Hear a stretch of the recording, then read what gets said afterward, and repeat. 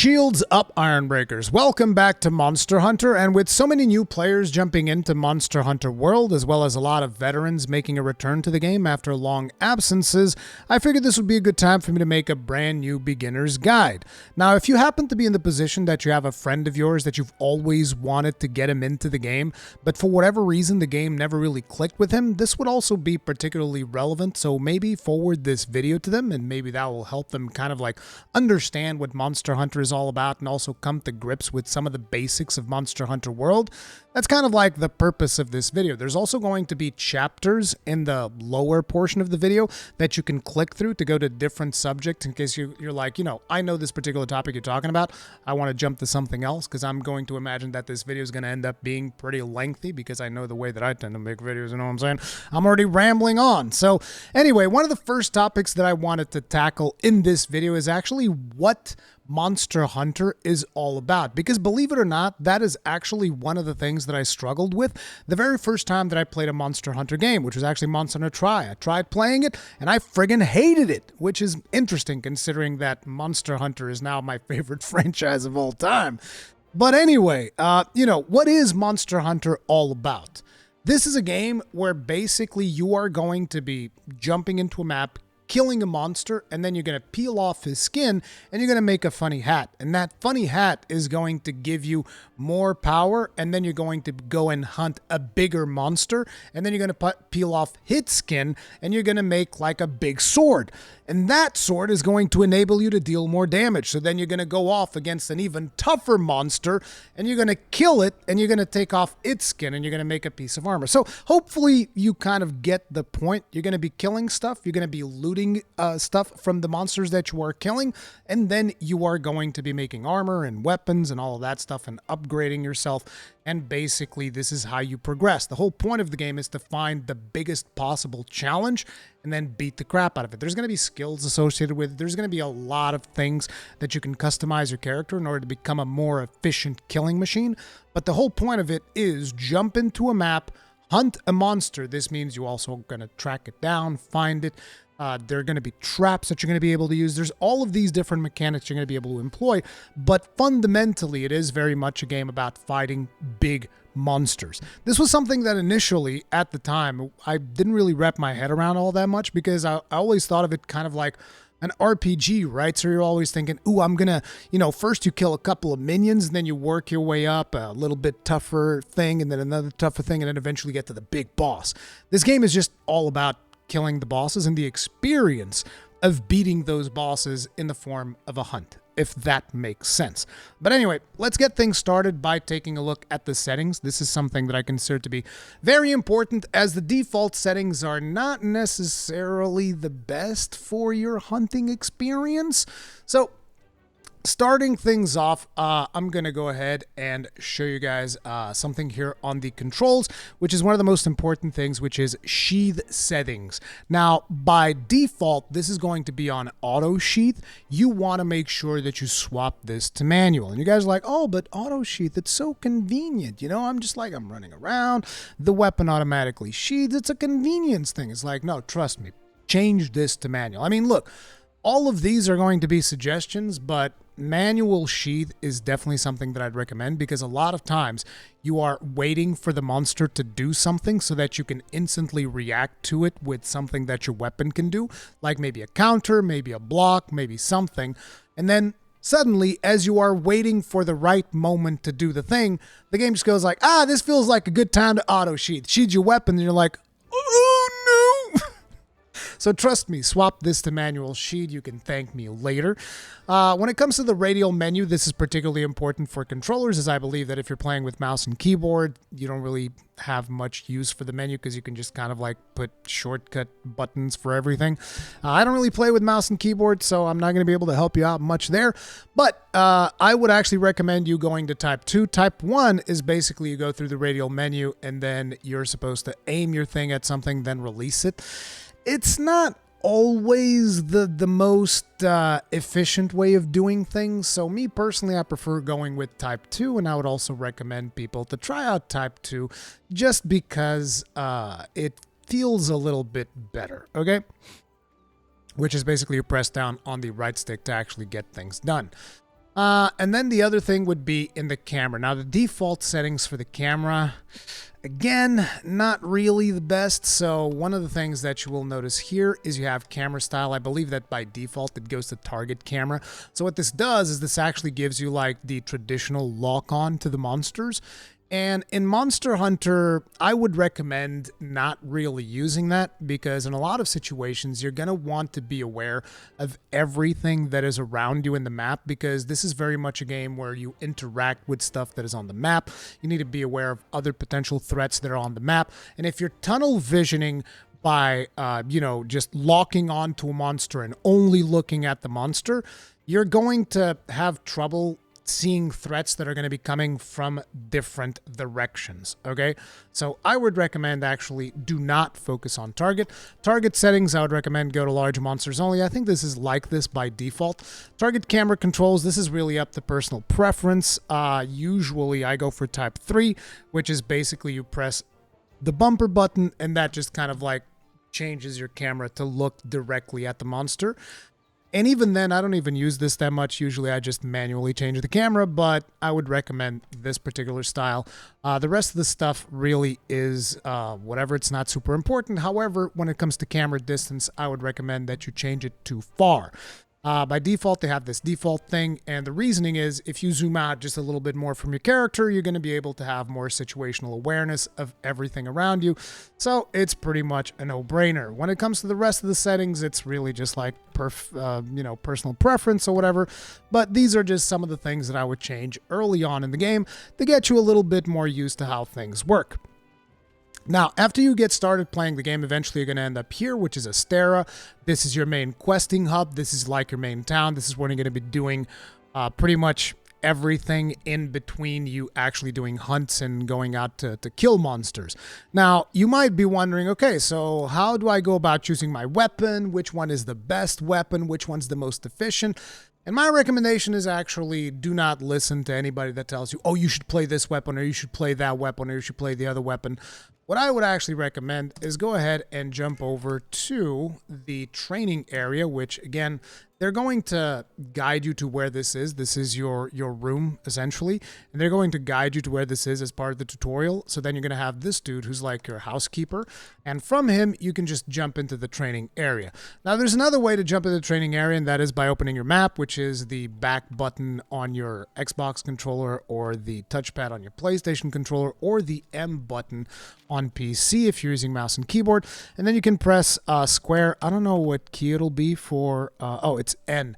You can press square or N or the cross button on your Xbox controller, and that will take you to the world map. It's probably not going to have all of these things if you're just starting out, but not too important. You click on Astera, and there's also a shortcut to go straight to the training room from there. So however you prefer, travel to your room or open up the map and go to the training area, but just make sure that you head out to the training area.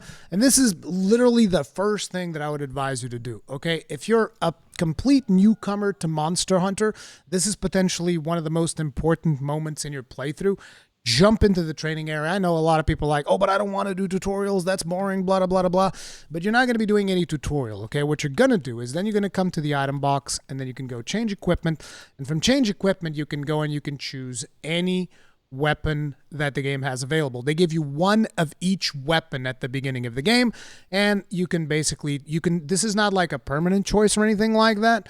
You can swap weapons whenever you want, but the purpose is just choose whatever weapon you want to try out and give it a shot. So like, for instance, you can just swap into a greatsword, and then you can go over here to this thing, which works kind of like a targeting dummy, and you can practice attacks on it and see how that particular weapon feels. So the purpose of this is just like try them all out. Feel how each of the weapon feels, because that is going to be very important for you going forward. You do want to kind of like focus on a weapon, because like just the sheer amount of variety of gameplay styles that you get from using a different weapon is so massive that if you are just starting out the game, I would recommend against, oh, I'm going to play this weapon now. Now I'm going to play this other weapon. Now I'm going to play this other weapon. Because you're going to become a jack of all trades, and it's not even master of none. It's more like suck at all. So I would recommend like really pick one weapon for like your first 50 hunts, give or take, and just focus on learning that weapon because there's a lot of nuance to things. So for instance, you look at a greatsword, right? And you might think, ooh, the greatsword just charges through and you just keep charging your attacks and blah, blah, blah, blah, right? And that's it. That's like its gimmick. And then you're going to not notice that there's another very important thing too. The greatsword, which is tackling. So you can be charging, and then you can use a tackle, and then you can skip a charge, and then you can use a tackle again, and then you can skip another charge.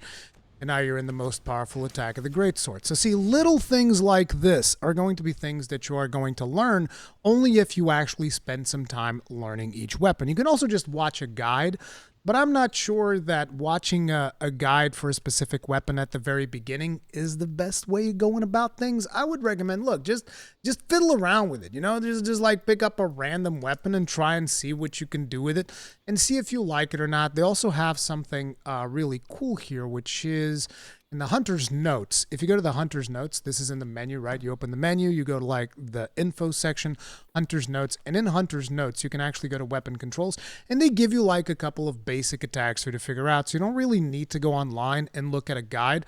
They give you a lot of basic attacks that you can use. And on top of that, if you then scroll off to the side, they'll give you useful combos, and these also get changed to if you are using like, mouse and keyboard, it will dynamically change to whatever type of controls you're using. As you can see here, it'll tell you the mouse presses for this. And I believe this even adapts in the eventuality of you swapping out the default key bindings. This should adapt to whatever keybind you have to whatever attack you happen to have. So, that would be like my first thing. Just try things out, figure out which weapon you like. And then once you got down to like, oh, I really like this weapon looks really cool, then you can kind of like move on and actually start playing the game properly. By the way, switch hacks, badass as hell. My main weapon is the gun lance, but for this current playthrough that I'm doing with a fresh new save file and return to world, I'm actually using the good old trusty charge blade that I absolutely love as well. Now, let's jump out of here and let's jump back into Astera so that I can give you guys a couple of more tips. So now that you've chosen which weapon you actually want to use, the first thing that I would recommend is just straight up get the hunting. Just go hunt something. Go and kill something in the game so that you can kind of like get a feel for it. It's also important for you to not get too bogged down in the details and then you're like, oh my God, I gotta figure out how to work this thing and then I gotta figure out how to work that thing. No, just get out there and do a hunt. So we're gonna go up here to the Canteen. The Canteen is a very important place because you always want to make sure that you eat for buffs before you go out on a hunt.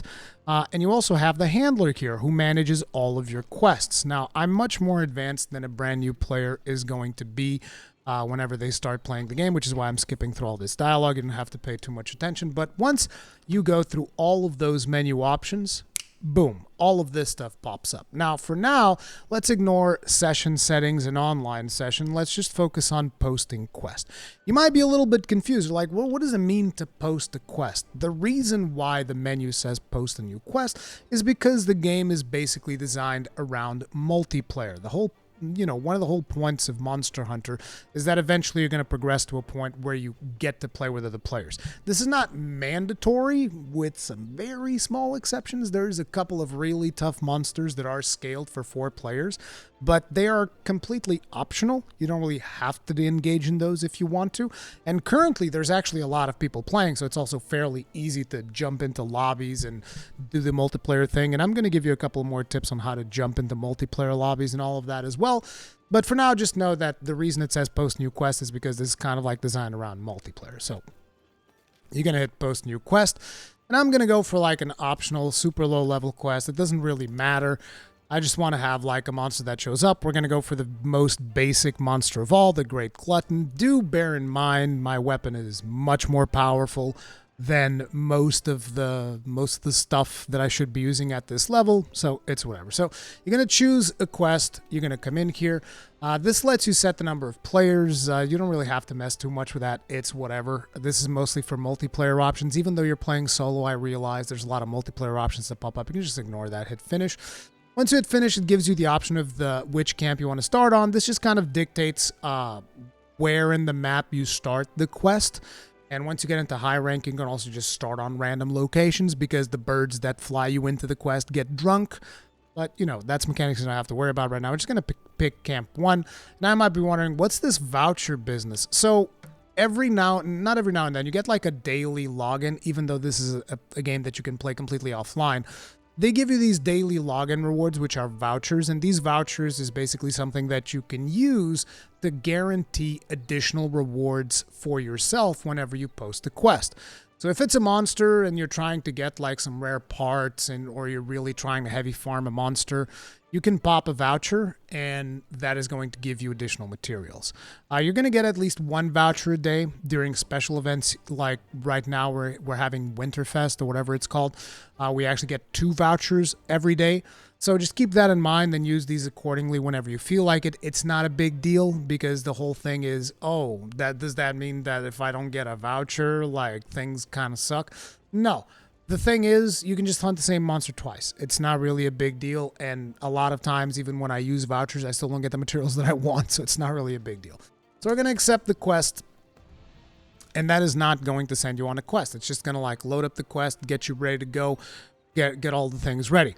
Because before you actually jump on the quest, you want to make sure that you sit here at the canteen and that you eat some food. Like I said, you always want to eat food before you jump into a quest because it's going to increase your health pool, it's going to increase your stamina, it's going to give you buffs. It is good stuff all around. Eventually, you'll also be able to pay food with vouchers. These are bonus items that you can get as you complete certain quests. I'm not really going to be using a voucher now. I'm still only in high rank. The game now goes all the way up to master rank, so it's not really a big deal. And so if you go pay with money, you're not like, oh, wow, what is this? There's the meat platter, the fish platter. There's like, well, what the hell is going on? This is a pre-selection of different buffs that you can get.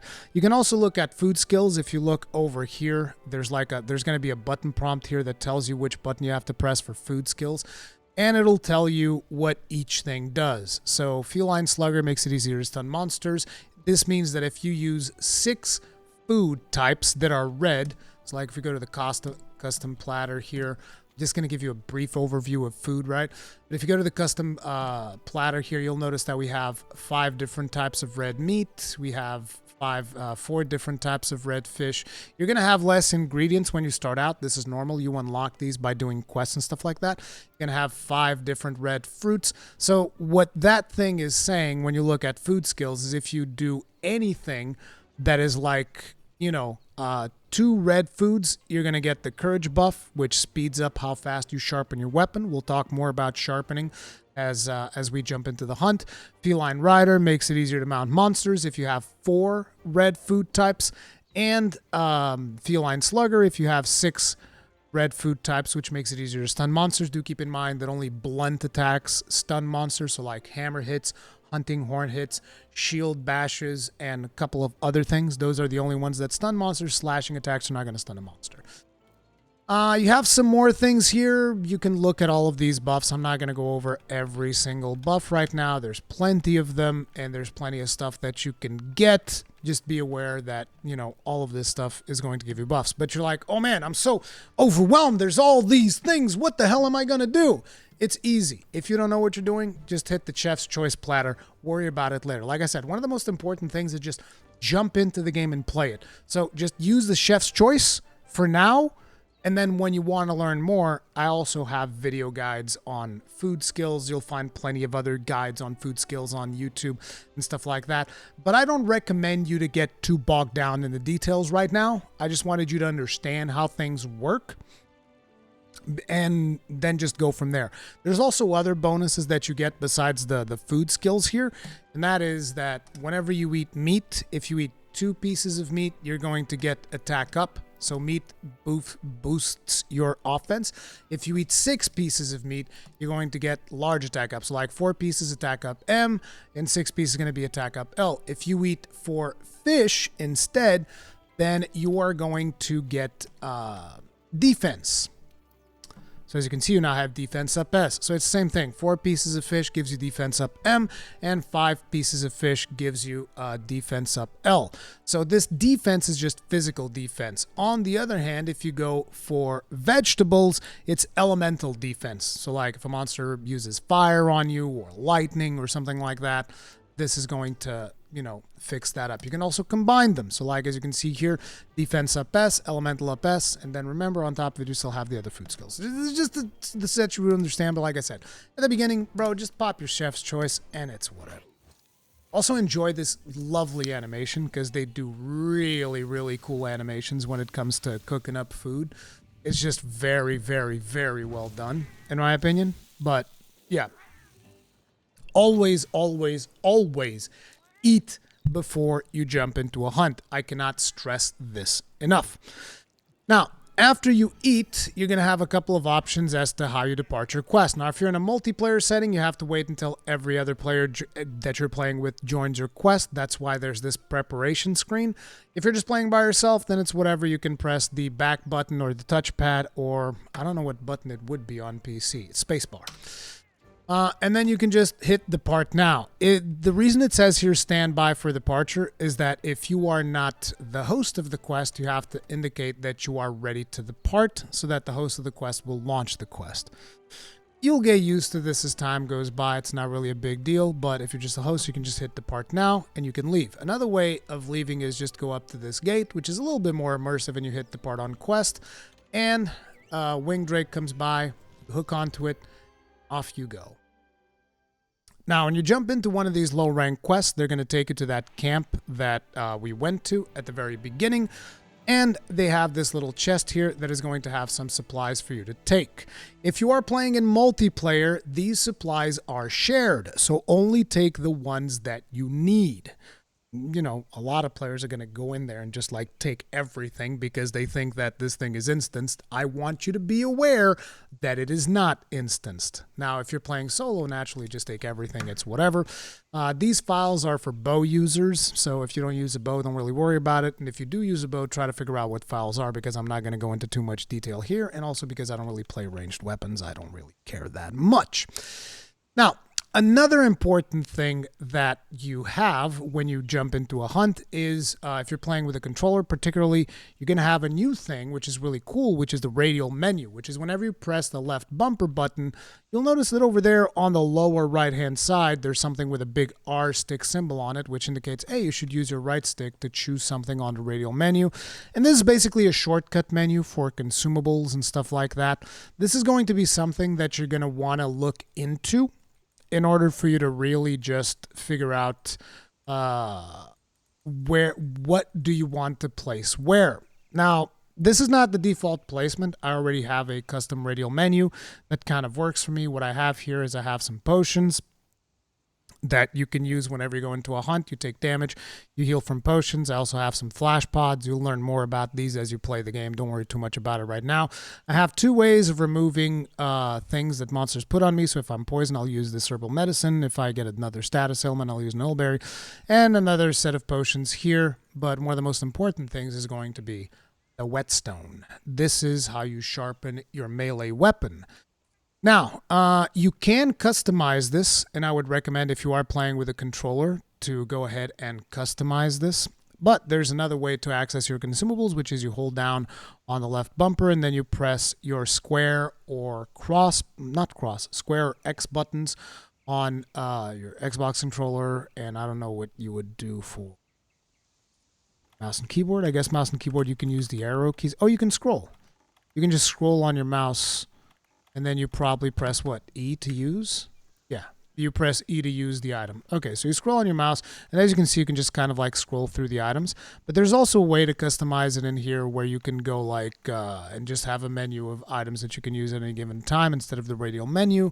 So you know, but I want to talk about the Radial menu because if we're going to go inside the tent here, if you go inside this tent, this allows you to kind of like change stuff around, change your equipment, change your Palico's equipment, so on and so forth. The reason why this is important is because you can go to manage items, and this shows you what items you have on your pouch, and then you can like come and get items from your item box, play around with this and whatnot. to figure out. Like I said, at the beginning, this is not super important, but later in the game, you do want to have kind of like an organized item box that you take with you so that you only take things that you are going to need into a hunt because, you know, the rest of it is free space for you to pick up more consumables along the way. And whenever you basically save a set of items in your pouch, which is done by, in this case, usually you have the buttons here that tell you when you can do it. So it says here, manage loadouts. It is the option button. If I was using keyboard, it would be X. And this allows you to basically save a loadout by then pressing, in my case, it would be triangle. It would be the Y button if you're on an Xbox controller, and it would be the R button to register a loadout. So basically, this would save whatever is in your pouch right now as a loadout. And the advantage of that is that then you can just go to the box and load that up every time before you jump into a hunt. Now, the reason I'm teaching you how to save loadouts this early into the game is because usually alongside loadouts, the radial menu also gets saved. So if you go ahead and you customize radial menu, you always want to customize it first for quest settings. HQ settings means like this is for you to put emotes and stuff like that to play around whenever you're in town. So just focus on quest settings for now, but basically you can come in here and you can choose whatever you want to put on your radial menu. And this is particularly important because, like I said, this is going to be a quick menu that you're going to have available to you. So whatever position you want to go ahead and just select here and you're like, oh, I actually want to have trank bombs in here, or some other thing that you think that you need. And you can also scroll through things to gain access to, you know, more actions. You can even use stickers and whatnot on this menu if you want to. And keep in mind, there's multiple shortcuts. So like you can use your D-pad to swap between different sets of menus so that this gives you access to more wheels. Usually I just use one or two to keep things fairly simple, but, you know, I understand. For new players, you're going to be a little bit overwhelmed by this. Don't overthink it for now. Just be aware that later down the line, this is going to be something that you're going to want to mess with, okay? So now let's talk about hunting. We're in the map, and remember, our target was the Great Jagras. Now, if you come up here, you'll notice, but I don't see a Great Jagras. There's no Great Jagras out here. I'm going to open up the map. There's no Great Jagras here either.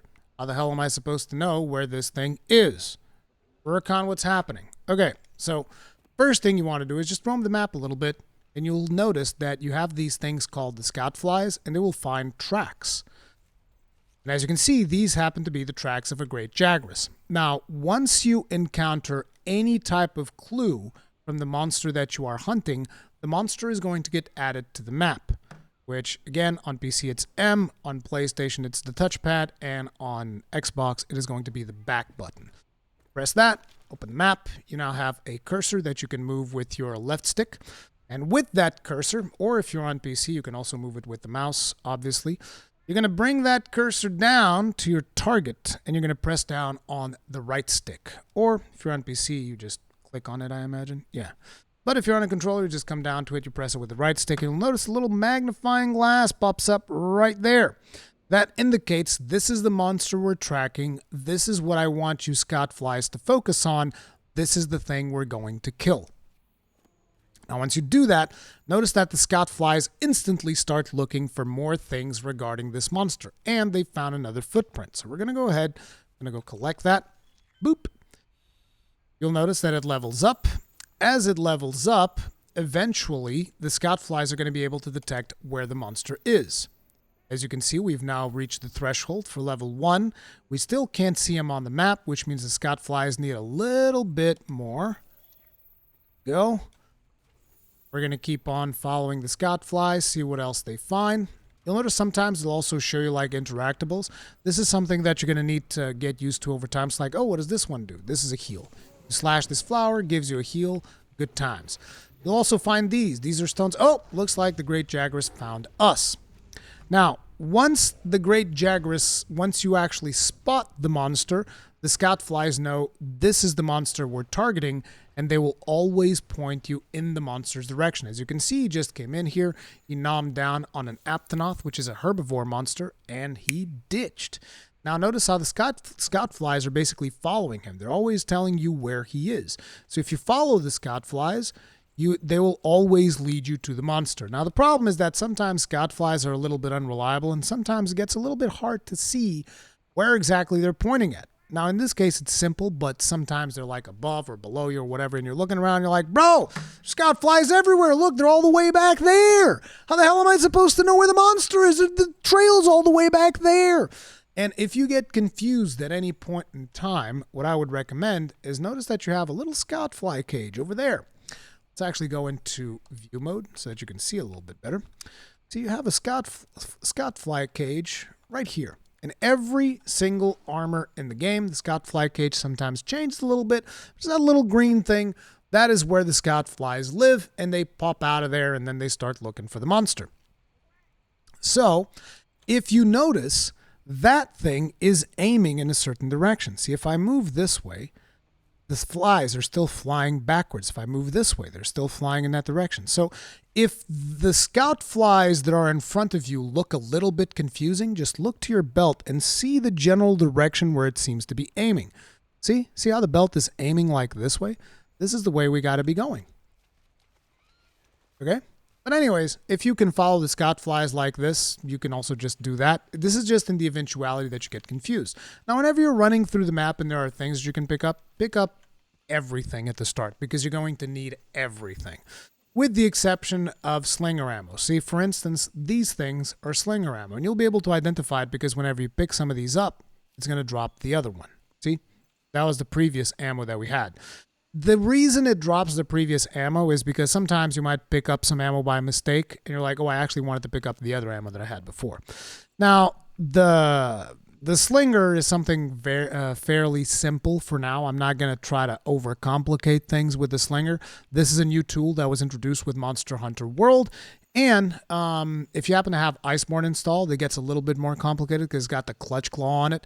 I have like full-on guides about the clutch claw, so you can just look, Monster Hunter World clutch claw. I'm sure you'll find a bunch of information. If you look at it in my channel, you'll find the information there as well. For now, I want to keep things simple. Just going to do the Monster Hunter World version of the Slinger. Slinger is super easy. You basically hit left trigger to aim, and then you hit right trigger to fire. And, there are different types of ammunitions that have different effects, but that's what you can do. In some situations, you'll have like these grapple beetles. The game is going to inform you. And for that, you just hold down the left trigger, and then you press the circle button or the B button on your Xbox controller. I don't know what the buttons are for PC. I would recommend you check out the key bindings. I'm sorry. I really don't play with mouse and keyboard that much, so my apologies. I'd love to help you some more. But as you collect more and more information on the Great Jagras by still picking up its footprints, the reason why it is important to collect that information is because once you max it out, the game is going to tell you when the Jagras is about to die. This is important for capture quests, as sometimes you have quests that require to actually capture the monster instead of killing it, which basically requires placing down like a trap that they give you and using a tranquilizer bomb. Again, don't worry too much about this. If you need capture help, you can look up capture tutorials later, but it's not super complicated. Now, where the hell is this Jagras? Here it is. So we're going to go ahead. We're going to hunt him a little bit. We're going to smack him around. Let's try not to kill him too fast. I want to actually use my Sharpness so that I can show you guys how Sharpness works. Let's hope he doesn't die too fast. Let's go ahead. Let's hit him a little more. Oh, God. He's already in the ground. Please don't die too fast. Please don't die too fast, he says as he keeps beating on the poor creature like it's about to die. Now, notice that our Sharpness, which is on the upper left-hand side corner, is showing green. Now, at the beginning, most of the weapons that you find are going to have either green or yellow Sharpness. Sharpness by the... Oh, I can't show it. It's this thing over here. This is your Sharpness indicator. Now, the more you hit things, the more that Sharpness goes down. So, like, for instance, if I go over here and I start hitting some of these herbivores here, you'll notice that the Sharpness is going to start to wear down on my weapon. It takes a while because this is actually this weapon's actually relatively good. Ignore the red thing around it. That's a specific mechanic of the charge blade. There. See, it used up some of the green Sharpness of the weapon. So this means that eventually you're going to need to resharpen your weapon. And this is going to be naturally something that is very important, because if you don't keep your weapon sharp, eventually your weapon gets dull to the point where it bounces off of the monster. So if your weapon's bouncing off the monster, might not be sharp enough, or it might just not have good enough quality of sharpness. Because quality comes in, the sharpness quality comes in several tiers. It can be yellow, green. There's even below yellow, there's like orange, which is really bad. And then there's red, which means your weapon is broken. You can't do anything with it, almost. But anyways, it goes like red, orange, yellow, green, blue, white, and purple. Now, base Monster Hunter World doesn't actually have purple sharpness. It only goes all the way up to white. And the sharpness, the different tiers of sharpness give you bonuses to damage, give you bonuses to movement. It's just really good. The higher the sharpness, the better. Okay? But naturally, it wears down. So what are you going to do? You're going to be sharpening all the time? No, you're going to have to compromise. You're going to have to choose when you have to sharpen, when you don't sharpen. Usually the ideal scenario is you beat up on the monster a little bit, then the monster changes zones, and as the monsters changes zones, you take the opportunity to sharpen. So how do you sharpen? You use the whetstone, which by default, whenever you have a radial menu, it is right there. Or if you're on PC, just cycle through until you find, where is it? This icon, the whetstone. And then you press E. So, going to go ahead, use the whetstone. This is going to sharpen your weapon, and boom. You're fully sharpened. You're good to go. And, yeah, now, usually sharpening takes a little bit longer. It might take like 4 of those swipes, right? Because we probably have like a food buff or something that randomly gives us fast charge in this particular thing. But usually sharpening takes a little bit longer. But once you sharpen your weapon, you're good to go back on the hunt and beat the crap out of the monster that you are fighting. Another thing that can happen in time is if you take too long during a hunt, which I believe we're actually coming up on that particular threshold, your stamina is going to become lower. Now, right now, our stamina is dynamic. Let me actually switch that off so that you can all see it. I like having dynamic stamina. For new players, it might be a little bit confusing. If you look over here on the top, this green square represents our health. The yellow one represents our stamina. But right now, they're dynamic, so they hide. So I'm going to put it on fixed. There, that's what it looks like. Now, every now and then, your stamina is actually going to go down. If you notice here, this is what your stamina is right now. It's got the bracket indicating that this is the maximum stamina that you can have. But as time goes on in a quest, stamina can eventually go down. The stamina goes down, you'll be required to eat some meat, which is these rations over here.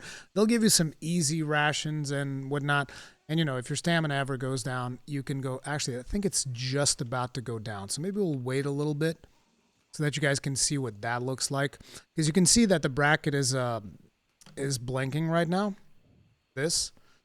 And so once this finishes the process, I think it's around 15 minutes or something, it's going to go down a notch. And that is going to limit how often you can run, how much you can dodge, how much you can block. So keep that in mind. Anyways, I'm going to hit on this monster a little bit more. He's probably going to be dying soon. Once we get to see his skull, I'm going to show you guys what it looks like. As you can see, our stamina is now a little bit lower. Like I said, the more time passes during a hunt, the lower your stamina gets. So that is just an expected part. It's like maintenance, kind of like how when you sharpen your weapon, all of it is part of like the maintenance of hunting. Because at the end of the day, this is not just a boss fight simulator, it is a hunting simulator, so you are required to prepare. Like I said, when something like this happens, you want to go ahead, cycle through your items, select a piece of meat, eat it. Now it has to be cooked meat, because you can also find raw meat and whatnot. You need to cook it. Do we have BBQ? I think... Yeah, we do have a BBQ spit, so I can actually teach you guys how to make some meat. So if you ever find yourself without rations and you're like, oh my god, I don't know, my stamina is so low, I'm screwed, just find one of these herbivores over here, kill it, and then carve it. When you kill something, we want to sheath your weapon. One of the easiest ways of sheathing your weapon is just pressing the run button, which on PC is shift, and on controllers it's the right bumper. And then a prompt will show up telling you which button you gotta press in order to actually carve the creature. I don't know what it is on PC, it's F. So you carve the creature. In the case of the PlayStation controller, it's circle, and on an Xbox controller, it will be the B button. This will give you raw meat. You can't really eat raw meat, so you have this BBQ spit, and you use the BBQ spit, and it's gonna give you a music. I don't actually have my headphones on, so let me just... Oh, damn it, I messed it up. No, actually, I did it right. So you have to wait until the music stops, and when the music stops, you press circle or B, or I'm assuming it's going to be F again, and you get a well-done steak, and the well-done steak will also restore your stamina. As a matter of fact, the well-done steak restores more stamina than a ration, but it also takes longer to eat, so keep that in mind. Anyways, let's go back to our monster, and if you actually notice on the mini-map, you'll notice that the monster now has a skull on top of him. Notice how there's a little skull popping every now and then? That skull means this monster is about to die, because a lot of people are going to be like, Rurikhan, where's the monster's health? There isn't. There is no monster health. You have to actually look at monster behavior. If you see that the monster is drooling, it means the monster is hungry. It is probably going to go look for food. If you see that there's a skull on the minimap, it means the monster is about to die. Another indication is if the monster leaves the area that you're hunting him in and he happens to be limping, that also means that he is about to die. So keep that in mind. These are little signals that you're going to be expected. Wait, where am I supposed to go here? I'm getting a little bit lost. Keep that in mind. Those are signals that you're going to have to interpret on the fly as you play the game. Right, we're supposed to go down here and then in here, because that's his little cave where he lives. And now I'm just going to go ahead and kill him. I'm going to put him out of his misery. Now, another important thing is when monsters retreat, they're going to go ahead and they're going to go to sleep. When they are sleeping, this means that they are in a very vulnerable state. So the first attack that you deal to the monster is going to deal double damage. That is why I'm preparing my weapon over here to completely devastate this poor great Jagras. He's about to have the worst wake-up call in his life. He's probably going to die. Oh, no, never mind. He woke up a little bit early, but he still died anyways. Now, once you kill a monster, one of the things you want to go ahead and do is you want to make sure that you carve him. Okay, the prompt is going to show up, whatever control input you're using. On PlayStation, it's circle. On Xbox, it's B. On PC, it's probably going to be F because we carved something earlier. You usually get like 3 carves out of a large monster. And these are going to be materials that you are then going to be able to use to craft new gear. Okay, and that's kind of like the circle of how, not the circle, that's kind of like the gameplay loop of Monster Hunter. Kill big monsters, get cool loot, which is usually different monster parts, and then use that loot to craft your next piece of equipment. So we got some great Jagras loot. This means that now we can go ahead and we can go to the workshop, which is essentially where you go and do your crafting, and we can craft new pieces of gear. Now, you don't just get the 3 carves, you're also going to get quest rewards related to the quest that you've just done. So if you see here, we just completed the quest, and now it's going to show us what we are going to get. We get these quest rewards: Great Jagras Scale, Great Jagras Scale, Great Jagras Hide. We get an Armor Sphere, which is required to increase our armor levels. We get some Macalite ore. We get some honey, which is also very good. Honey is one of the most important consumable things. And we get some more Great Jagras Hide. So this is cool. This all gets automatically added into your box. We also get some items here that were gathered by our Palico, our little companion dude. They also gather items for us, which is nice. And there you go. You also increase your research level and all of these things. We'll talk more about that as we go through the video here. But now I want to show you guys, the fruits of your labor, right? Because that is what this is all about. You're like, okay, so I hunted the monster. What do I do with it now? Well, now we're going to go over here, and these things are basically like fast travel through the base. You can also manually walk everywhere if you want to, but these just make things a little bit more easily accessible. So we're going to jump into the workshop, and the workshop is the blacksmith over here. This is where you're going to be spending a lot of your time planning out, what am I going to be doing? What am I going to be crafting? What are the things? So you're going to talk to the smithy over here. I'm going to skip all the dialogues, not particularly important. Then you have forge equipment, armor. In our case, we were hunting a low-rank monster and we hunted the Jagras, so the pieces of gear that we just collected would allow us to craft pieces of this dude's armor. Now, you don't always get all the materials. As you can see, you got required materials over there that tells you, okay, you need 8 Great Jaguar's hide, you need 10 Great Jaguar's manes, you need 2 Great Jaguar's claws, and 1 ancient bone. Now sometimes they require additional materials besides the materials of the monsters themselves. Now bones, you'll find bone piles just as you are roaming the world, and you just collect those from the ground. This is just like one of those things, like I said, you need to get into the habit as you are hunting things, just make sure that you're always collecting everything that shows up, which is why you saw me like almost automatically, subconsciously, whenever we were fighting the Jaguars, I started mining like an ore node that was there. You know, it's just like you get used to it, you just start grabbing everything, right? And then you would be able to craft any of these armor pieces. Some of these armor pieces even have skills, like you can see over there on the bottom right-hand side. Like this helmet gives you speed eating. And then if you want to see what each of these skills does, as you can see, there's a button over here that says skill info.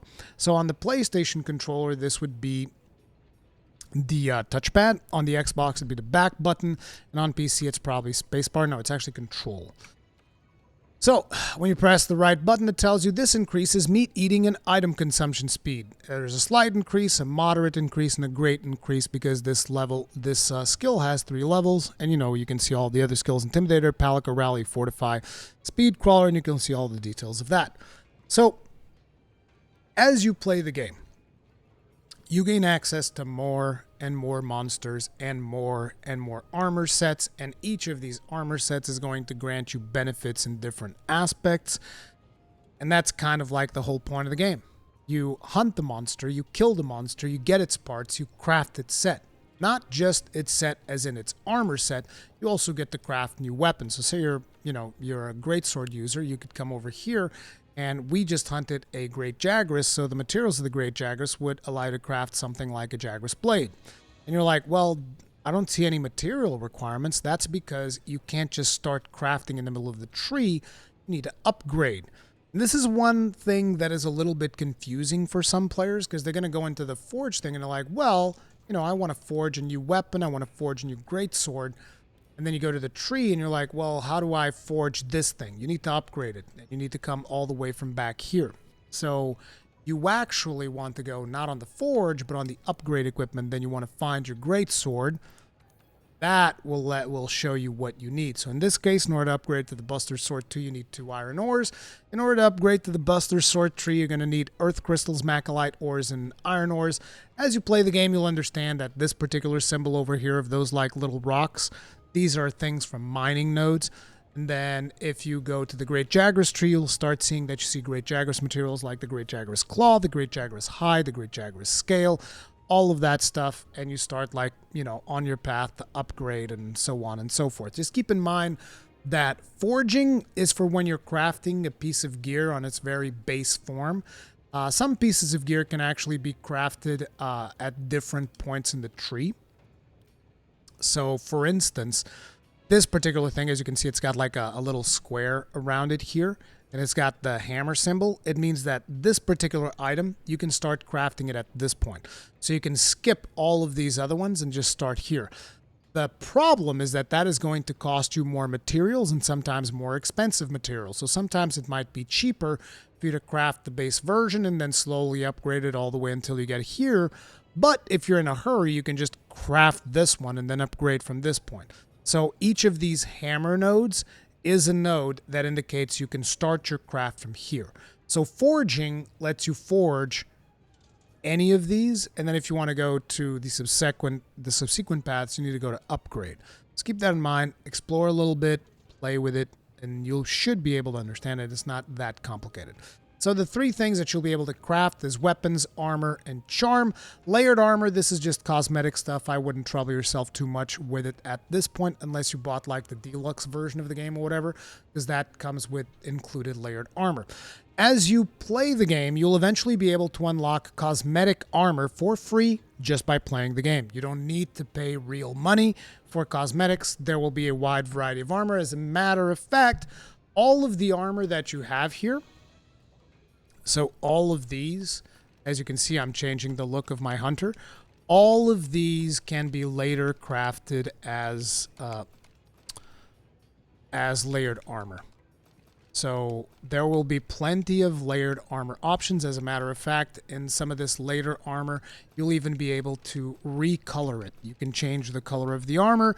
So, you know, there's plenty of cosmetic options, even if you don't drop real money. As a matter of fact, I would go so far as to say there are more cosmetic options in Monster Hunter World Iceborne than in most freemium free-to-play games that you can buy with real money. Yeah. That's not an exaggeration, by the way. Like I said, all of these armors here, you can craft all of these as layered armor for free. And you don't have to craft like, you know, oh, so I get this full set. No, you can mix and match. So you can have like this hat, you can have this armor, and then you can have these gloves, and then you can have this belt and these legs, and you can mix and match however you feel, and you can also recolor it, which is pretty cool. As a matter of fact, fashion hunting is the real end game. Let's just be honest. But yeah, you get to grind all that stuff and craft all that stuff and all of that. Now, do keep in mind, you will also be expected to at some point upgrade how good your armor is. So you can go to any specific piece of armor that you're using, you hit upgrade, and it is going to require these armor spheres. Now you're like, okay, how do I get armor spheres? That's where things start getting a little bit more interesting and a little bit more complex. So this was your basics for the workshop, and this is something that you're going to be doing a whole lot. Now, let's talk about the resource center. So the resource center, think of it almost as like daily quests in a way, but not quite, because it's a lot more friendly than daily quests, and it's completely optional. You don't have to do it, but I would recommend at least keeping it active to some extent. Now, they're going to give me a quest for some reason. I'll do this quest later. It's not a big deal, and I'll tell you guys about quests and all of that stuff. But when you unlock the resource center, which is going to be at some point in your playthrough because it's not unlocked at the very beginning, you're going to be given these three options: register bounties, manage investigations, and complete deliveries. Now, investigations is actually a form of side quests that give you bonus materials. So don't worry too much about that. I have a whole video talking about investigations. If you're curious about that, you can look that up. But register bounties. Now, bounties, these are going to be requests that you're going to be able to put in, and these are going to be super simple things, and this is how you get your armor spheres. So for instance, if I complete field research honey, which is just gather honey 7 times, just like running around the map, you'll find honey eventually. You gather it, and this stacks over multiple quests. So say you do like 5 quests. On the first quest, you might pick up 1 honey. On the second quest, you pick up 0 honey. On the third quest, you pick up 3. And on the fourth quest, you pick up like, you know, however much more. All of that eventually adds up to complete these requests that you got here. You always want to have 6 of these active. My recommendation is usually just have, if there's like a large monster hunt, pick up one of those, and then just get like whatever pickup things, like pick up 15 bone piles, pick up 8 plants, whatever. And this just gives you armor spheres for free. So you don't even need to go out of your way to do them. You just keep 6 of them active while you are playing the game, and then come back here and get your rewards. The thing is, you're going to have to discipline yourself to every now and then check in with the resource center to receive your rewards and all of that stuff and register new bounties. There's also going to be critical bounties. These are bounties that are going to be important for story progression, so you'll want to pay attention to that, and you want to see how you can go about doing these. So like, for instance, I'm supposed to be doing this one, which is Gajalaka Linguistics. That requires me to go onto expeditions and look for doodles in the map, okay? And this one's important because it's going to unlock a new tool for my Palico. So always pay attention to your critical bounties. You're going to have plenty of them as you play through the game. And then there are the limited bounties. Now, limited bounties are basically weekly bounties. And I think I'm coming up on the weekly reset here because this bounty expires in 5 hours.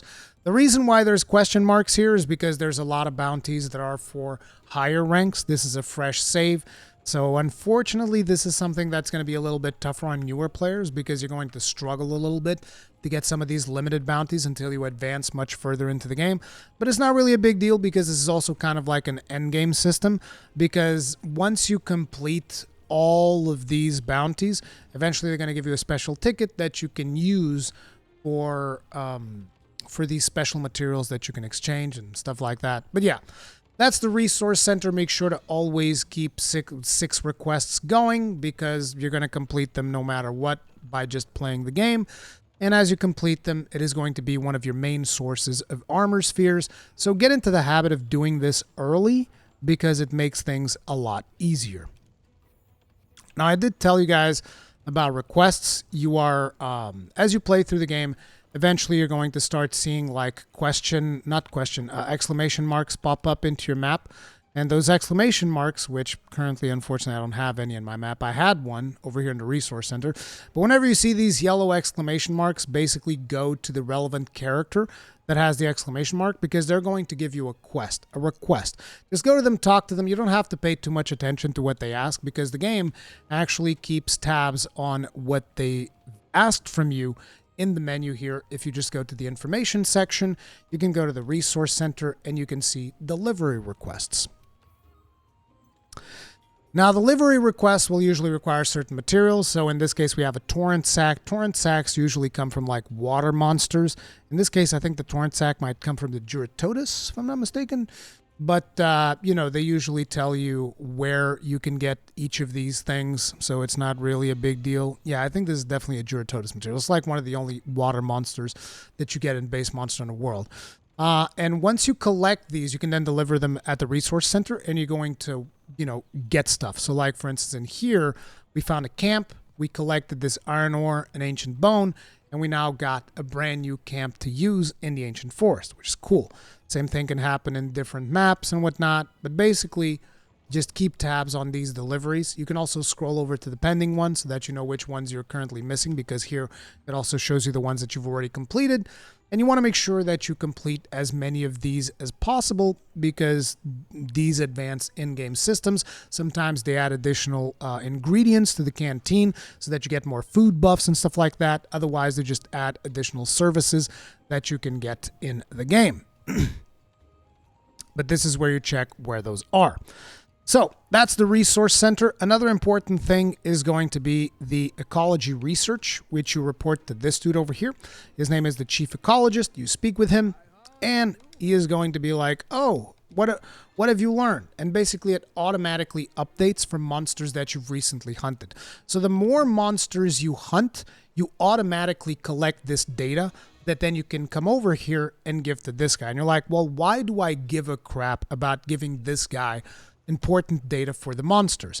And the reasoning is the more data you collect for monsters, it starts filling out something which is also a new feature that was added initially in Monster Hunter World, which is it gives you something called the Hunter's Notes, which again, if you go to the menu over here and you go to the info, you go to Hunter's Notes, you can now go to Large Monster Field Guide, and this gives you detail on every single monster that you've hunted. And you're like, why do I care about any of this, Rurikhan?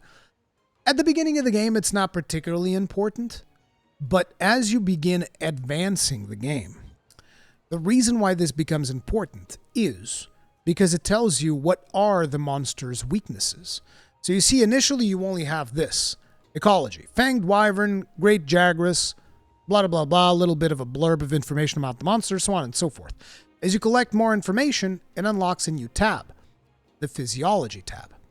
Now, the Physiology tab is very important because it tells you what are the monster's weaknesses. So as you can see here, this tells you, oh, his head is a weak point, his belly is a weak point, and it is breakable. So this means that these particular parts of the monster you can break, and if you break them, you're going to get bonus rewards. It also tells you what the monster is weak to. So, in his head, he's 3 stars weak to everything. These are 3 different damage types. The sword represents slashing damage, the hammer represents blunt damage, and this bullet-looking thing represents piercing damage.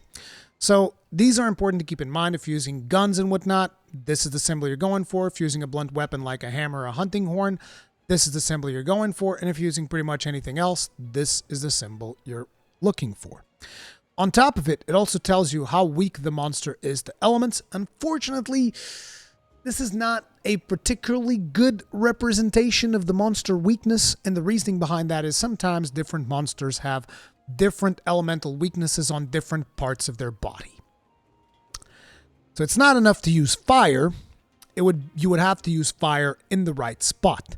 Now, in the case of the Jagras, it's not really a big deal. This is a super easy monster, and he's weak to everything. He's just a giant hitbox. He doesn't really matter. But other monsters, it's going to be important because depending on where you hit them, or even when you hit them, things are going to change. So keep that in mind. Then there's also something for ailments, because certain weapons can do poison damage, sleep damage, paralysis damage, blast damage. And it tells you how weak the monster is to these ailments, as well as how weak it is to each of the elements. So if you happen to have elemental damage, in the case of Great Jagras, you will want to line up with fire. Now the thing is, elemental damage in Monster Hunter World is not that great, so I would advise newcomers basically focus on raw damage for now. You'll have plenty of time to learn about elemental damage later. Now, as you gather even more information about the monster, you're going to learn about these specific rewards. And that is why this information is valuable. Because again, for the Great Jagras, it's whatever. It's really not important. But, say for instance you're hunting a Rathian. Where's the Rathian? Can I even find a Rathian? Here it is. Say for instance you're hunting a Rathian, and you need something very specific, like a Rathian spike. Then you'll want to make sure that you understand how you can go about getting that Rathian spike, which, as you can see here, you can get it from a tail carve. And by the way, the tail is severable. This is how you can find out whether or not you can chop tails of monsters. For instance, there's a monster that has a really big tail, and a lot of you guys might be like, oh man, I bet I can chop his tail. That monster is Tobi Kadachi. He's got a really big tail. However, his tail is not severable. You can only break it. You can't chop it. So keep that in mind. If you want to know if a monster's tail can or cannot be chopped, you go into the hunter's notes and you just be like, oh, it says here, tail is severable. If this information is not available to you, that's the game's way of telling, just go ahead and hunt this monster more, and we will tell you whether or not something is severable, breakable, what are its weaknesses, so on and so forth. Now, in the case of the Rathian, as I was saying, sometimes you might find, particularly if you're crafting Rathian stuff, you're going to need Rathian spikes. In the event of you needing a Rathian spike, one of the things you should definitely do is try to chop off her tail and try to carve it. There's a potential for a spike there. Try to break her back and then carve her. There's a potential for a spike there, and so on and so forth. And this is how you make the decisions of how you're going to go about your hunting business. But yeah, that's why the hunter's notes are important. That's why it's important for you to gather information from the monsters, and the more information you gather, the more things you will learn about that specific monster. So keep that in mind. This is very important. Now, I know that the video is way longer than I ever intended it to be, but that's the nature of trying to do a beginner's guide, I guess. Now, next up we have the botany research, or the botanical research, whatever. As you progress through the game, eventually this dude over here is going to ask you to go on a quest so that he can go ahead and build this beautiful tree. And you might be asking yourself, Rurikhan, why do I care about trees? I am not an elf. I don't give a crap about this. And I'm going to show you. So, as you build this tree, and eventually you're going to get requests like I showed you in the resource center thing. They're going to give you quests and whatnot. And as you complete their quests and fulfill their requests and all of that stuff, which, by the way, before we even get to this, requests can also show up in the form of regular quests. So if we actually go in here, we go to our optional quests. And let's look like over here. Notice how some of these quests have like these little chat bubbles next to them, right?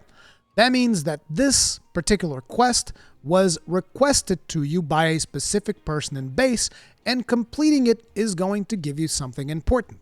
So for instance, Prickly Predicament. If we get this quest, it says here, Laid Back Botanist. I'm confident the plants native to the waste will help us grow our ancient trees, but I need your help gathering them. Unlocks Botanical Research item on first completion. As you can see, if you complete this quest for the very first time, you're going to get something for the botanical research, which is going to improve your capability of the botanical research. You also have this one, Getting Yoked in the Waste. This one unlocks a new canteen ingredient the first time that you complete it, and that is why these particular quests are extremely important. So if you go through your quest lists and you start seeing these quests with the little 3-dot chat bubble, you want to make sure you complete as many of those as possible, because they're going to be unlocking more and more functionalities in the game. And as you can see, There are plenty of them. So make sure to get to it. Now, as I was saying, this is basically about completing requests and all that, but now let's talk about the botanical research. As you get the request for the botanical research, I would heavily prioritize anything that comes from this guy, because what this tree allows you to do is basically get free consumables. So, as you can see, we have now cultivating. My tree is like halfway into the upgrades. I think by the time you're done, you get either 3 or 4 of these slots that basically let you just get things for free in between hunts. So you go to the cultivate and you can choose any of these materials. These are all of the materials that I've ever gathered in the field, and you can craft any of these. Now, a couple of standouts would be herbs. They let you make potions. Honey can be combined with potions to make mega potions.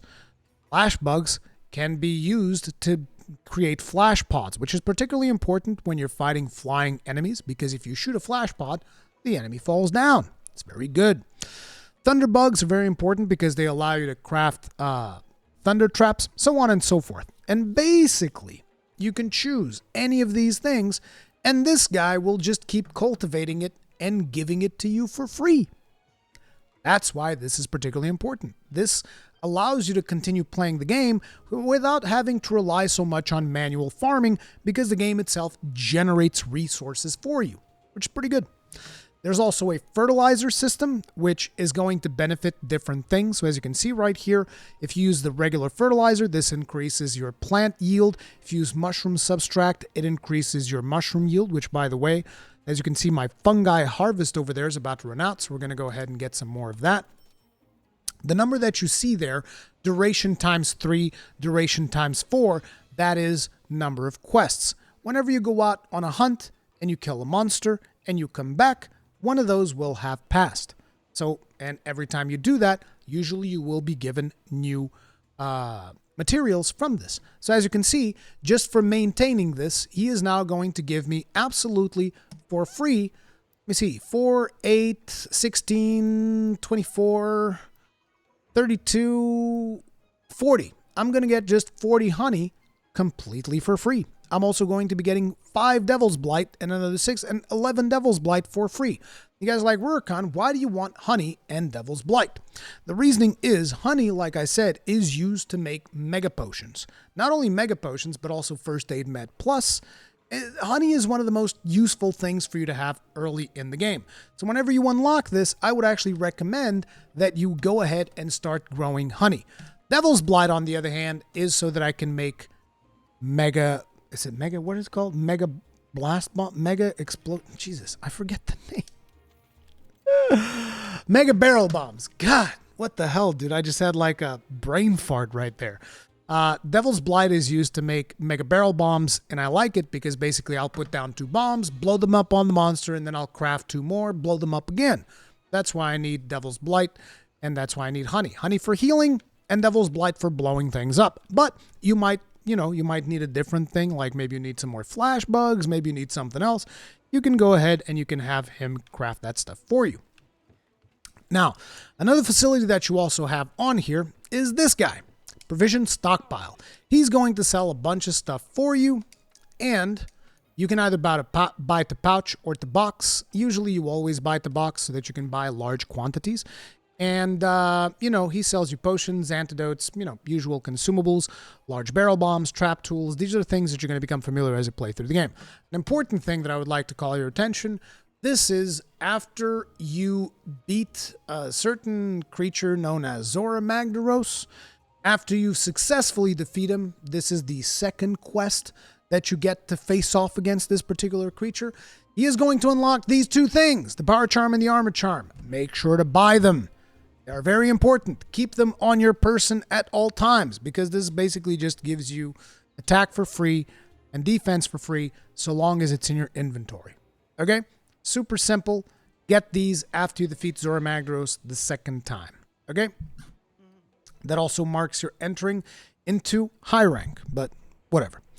Just wanted to show you that. So these are some more consumable tips, just some more overall stuff. There's also going to be another feature that becomes available later on, which is the Elder Melder. I have a whole video dedicated to the Elder Melder, so I'm not really going to go too much into specifics here. But this is going to allow you to meld decorations, and it is going to then allow you to also create random decorations later in the game. This is kind of like an end game type system.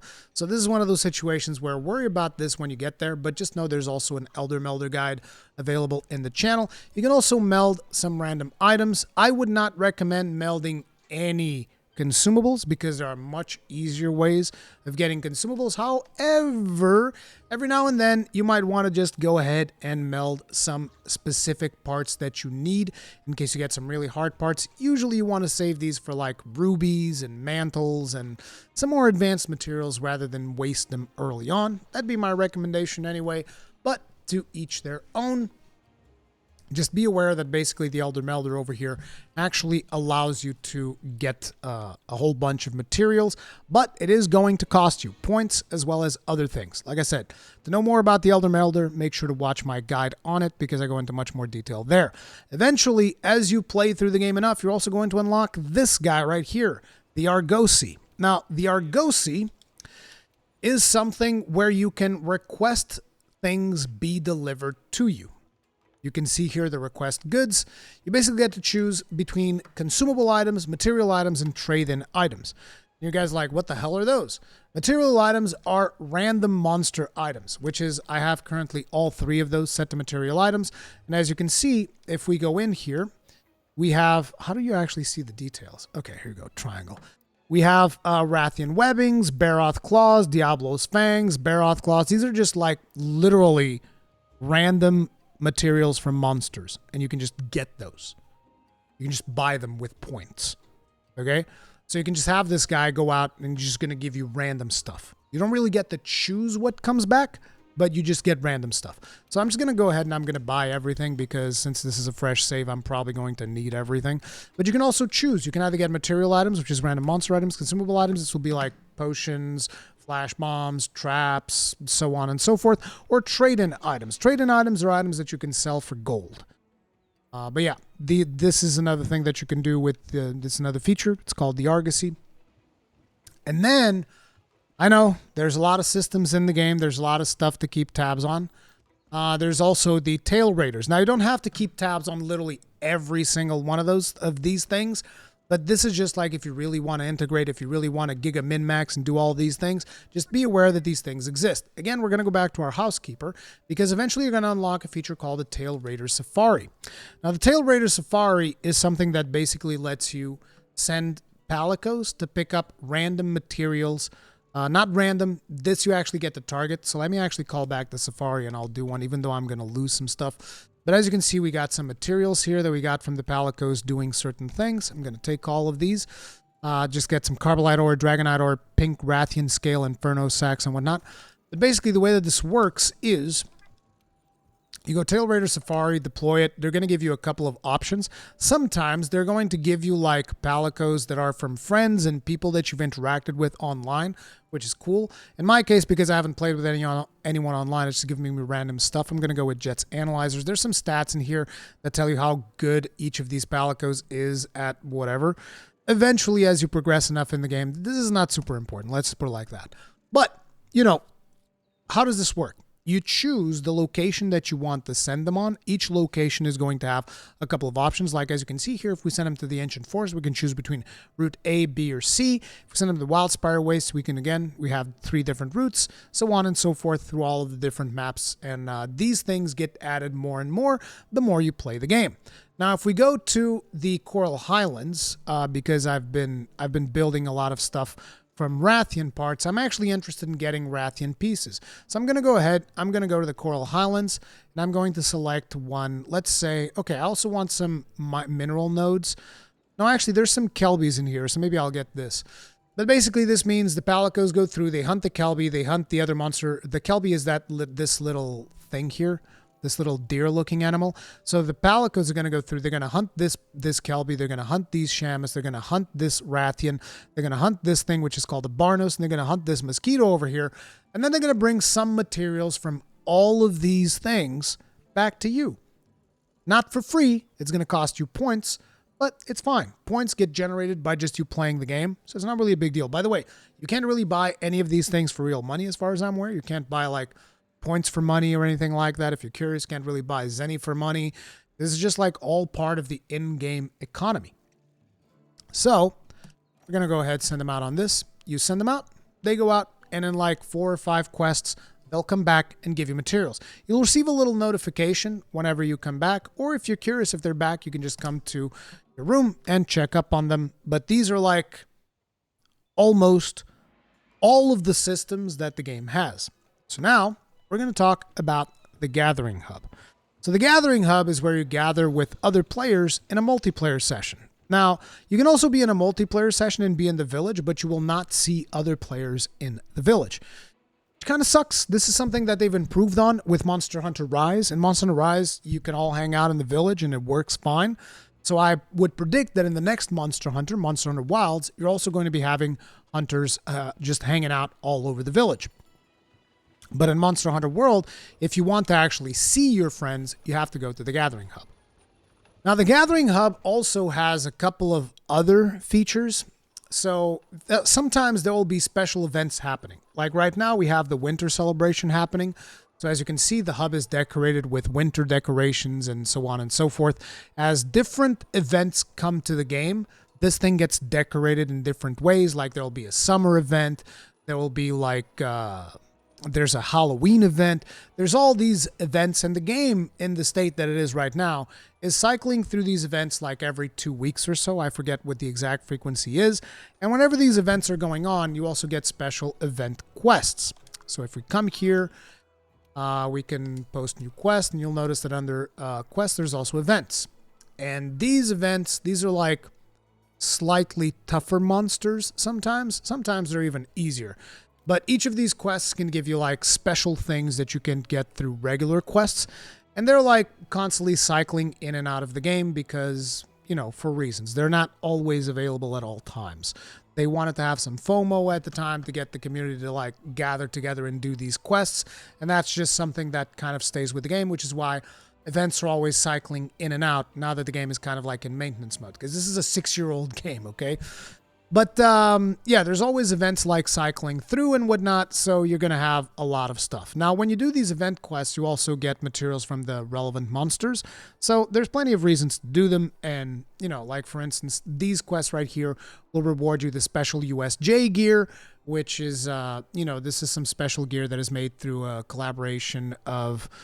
Universal Studios Japan, and you know there's tons of like themed stuff and whatnot. I'm not going to go into event quests too much. Just be aware that they are here during stuff. And the Gathering Hub is also the only place that you can go to arenas.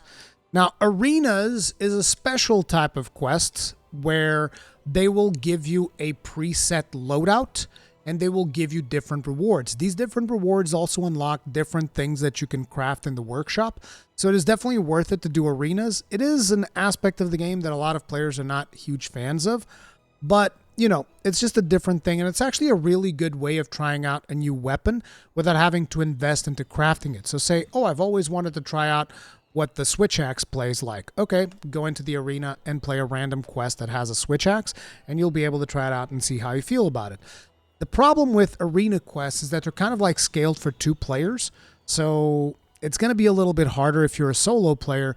Ideally, you'll have a friend or a random person and just do arenas, and you know, just be aware that's there. There's also like special challenge things that you'll sometimes pop up in here, so just keep that in mind. Sometimes you'll also have these special challenges, and these will also give you special bonus things for completing them. Those are the basics. In terms of how multiplayer works, anywhere that there's like a quest thing, you can go ahead. Wait, this is provisions. Wait, there's a provisions person in here? Huh. When did they add that? Anyway, doesn't matter. If you go over into your quest settings, you will have like session settings. This enables you to tailor your session to become like a multiplayer type session. It can either be through online ID only, or it can be friends can join, or it can be no private session. This means that anybody can join. So if you have it on friends can join, basically anyone that's on your Steam's friends list can just join in on your game. If you have it on online session ID only, then people are going to require this thing to join. You can also just copy the session ID. I forget what the key is for that. But there's a way to copy it. How do you copy this? It's probably like super obvious, and it's just like whatever. You can copy that session ID, or you can just give that to anybody, and then once you do that, people can join by going online session, and isn't it?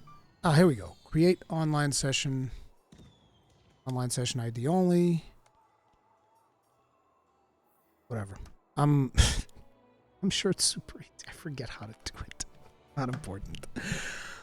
But anyway, you can create the online session, or you can join friend sessions. If you have a Steam friend that is playing with an open session, they'll show up in here. And you can also just search for an online session, search via session ID, and this is how things work.